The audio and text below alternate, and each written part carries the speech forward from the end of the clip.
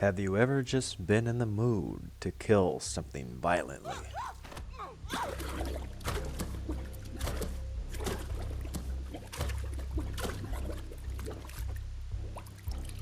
She always let me copy her notes. She would never have kept me Maybe away shoot from an this. annoying person in the face to shut them up, or push someone to their death and claim it was an accident. It's only natural to feel this way sometimes. Life can be stressful. Usually, you just have to deal with it, take it in stride. If only you had a creative outlet to soothe your pain. It's not like you can become a complete psychopath tailor-made in a lab for the express purpose of becoming the world's most efficient assassin, unless your name is Agent 47. Agent 47 is the 007 of assassins, the James Bond of contract killers. Remorseless, crafty, killing without a trace or breaking a sweat, using any means necessary. There is no end to his creativity, no bounds to his fashion sense. No man who can make a better entrance or pull off a more smooth getaway than the Reaper. For this bald-headed human slayer, no mission is impossible, and no one is untouchable.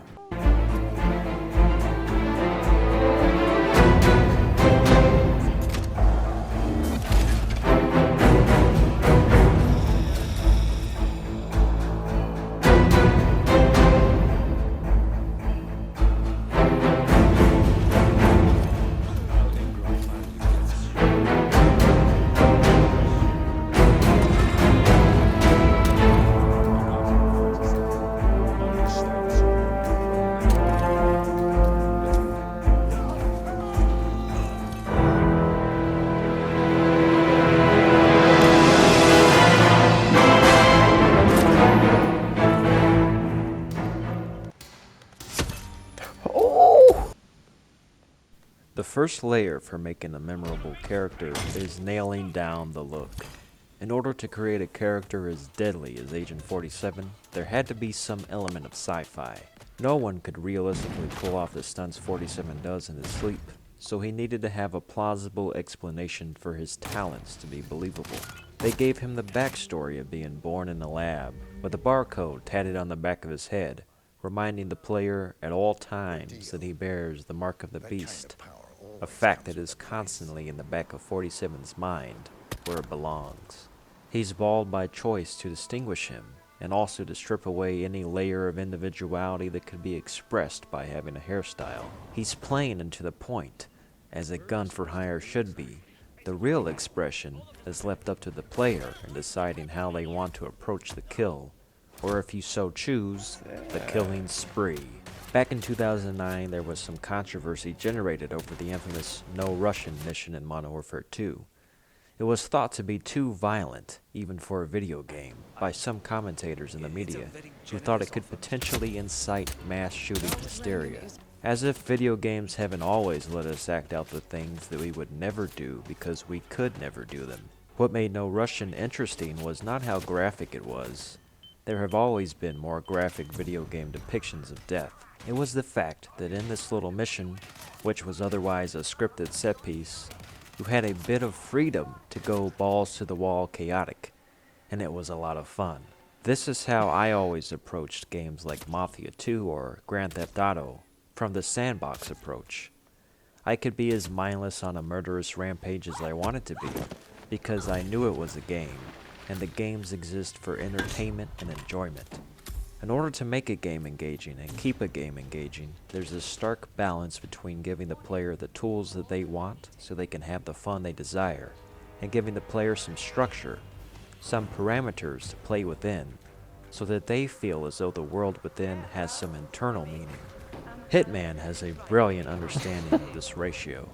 Often considered to be one of the best stealth video game series of all time, Hitman is more than just crouch walking up to an enemy to take them down from behind. Hitman is part stealth, part shooter, part sandbox, and big-time puzzle-solving game, but no one single element is depended on as a gameplay crutch. All of these elements work together in sync to make a truly special gameplay formula. which means giving you the choice to follow along the script or to improvise in whichever way is possible within the set rules, which you seem to be able to bend to your liking. The way the games integrate these various elements, which seem unrelated at first, is masterful because they blend together in a manner that is cohesive and intuitive. Third-person shooter plus stealth, sandbox and puzzle, but also in a way that gives such a plethora of different playstyles that being bored to death could never be an option when playing Hitman. The first thing I noticed when playing the Hitman Reboot trilogy was how beautiful and diverse the environments are within the Hitman world.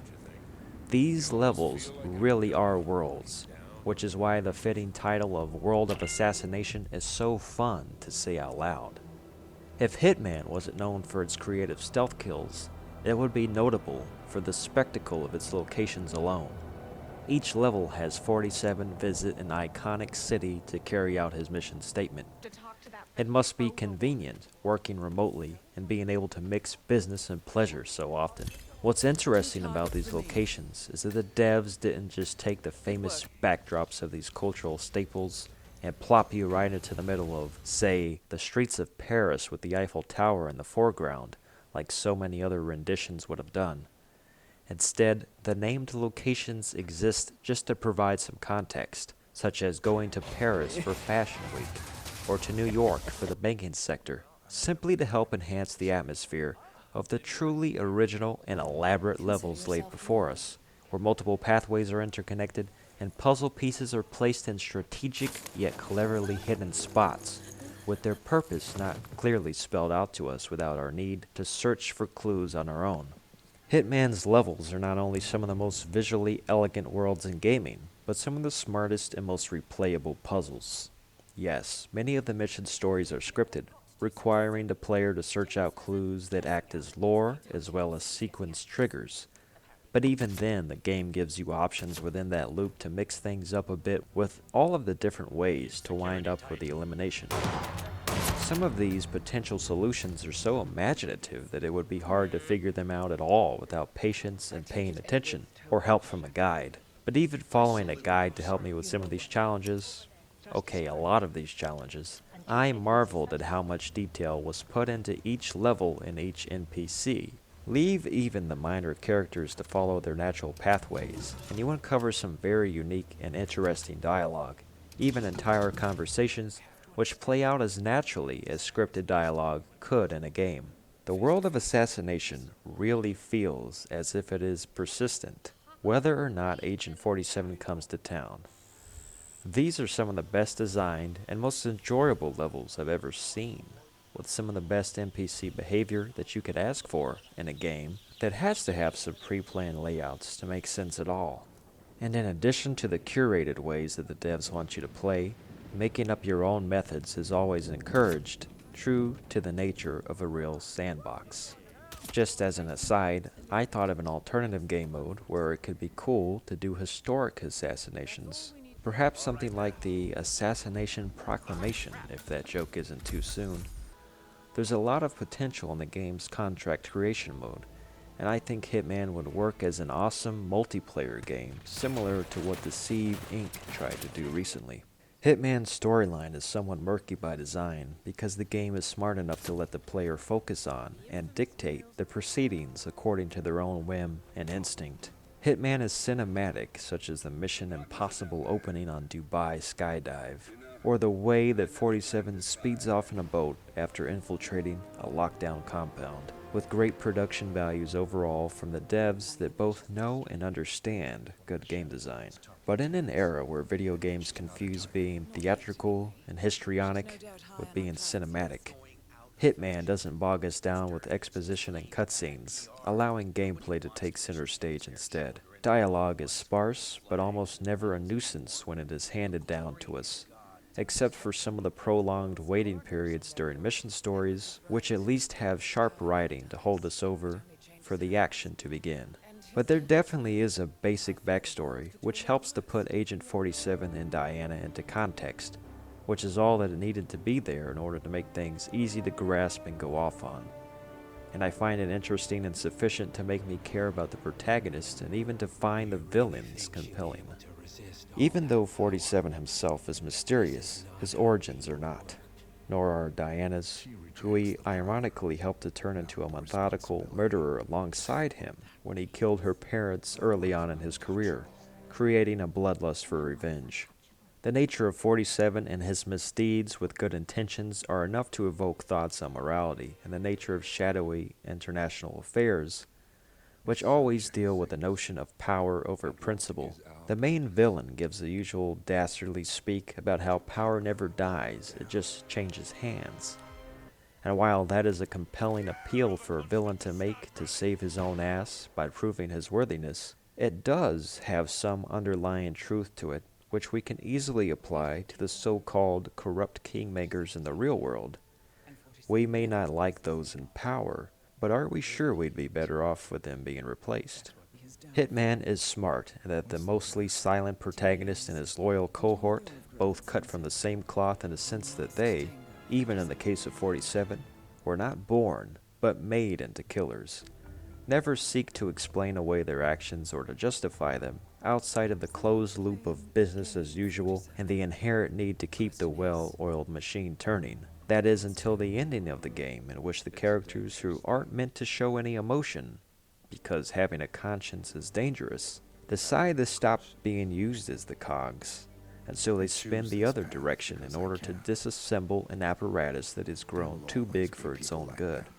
It's not a story to apply too much logic to, but it serves well as a sort of intricate espionage thriller with enough juxtaposition between fiction and reality to make 47 believable and acceptable in all his violent glory. What makes Hitman truly one of the great games is how it combines humor and homicide together convincingly, so that we never feel as though we are bad people even when we're doing things that could be seen as bad in the game. The current iteration of this World of Assassination feels much more like the true version of Hitman that was hinted at years ago with the original PS2 games, or the Hollywood movie adaptations which made the whole premise seem too dark for its own good. Agent 47 is quiet and calculated, but he knows how to be charming and even funny when he needs to be as part of a disguise. It's almost chilling how the world's most successful killer could be skulking under your nose, passing as your waiter, your tour guide, a security guard, or even your doctor, and you would never know how close to death you really are. The only notable criticisms I have regarding World of Assassination as a complete package with all three modern Hitman games is that there is a lot of waiting for the mission stories to unfold, and that they are so twisty and elaborate as puzzles that they may be too complex for some people to figure out alone. But at the same time, it could be argued that this is one of the game's strengths, because it encourages replayability and real investigation, unlike most games which guide you from point to point with handholding. Hitman is often genre-affirming and occasionally genre-defying, but ultimately, Hitman has the right balance, and balance is always key. I deliberated on my score for a while as I was playing through each level and each game in order. The levels each individually have enough content to constitute unique gameplay each time out, but are brief enough to feel like miniatures when only played in singularity. There was no platinum trophy for Hitman 1 and 2, which is almost a tacit admission that the games were incomplete, simply chapter entries meant to be part of a greater whole. Hitman 3 rectifies this, and the World of Assassination trilogy feels like a complete world to explore, and an awesome one. Adding up all three games into one, you get an offer you can't refuse. I'm giving Hitman a 9 out of 10 because I feel that it must be altogether one of the greatest stealth games, one of the greatest sandbox games, and one of the greatest puzzle games ever made. It takes a lot of confidence and pride for a video game to stylize its title in all caps. Hitman is one of the few games that deserves to be written in all caps, for the freedom of possibility that Hitman provides is truly untouchable.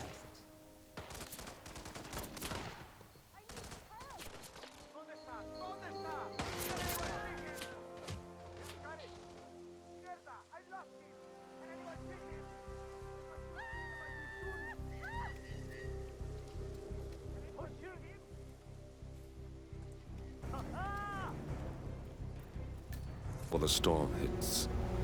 Time to fulfill our purpose, 47. To take them all down.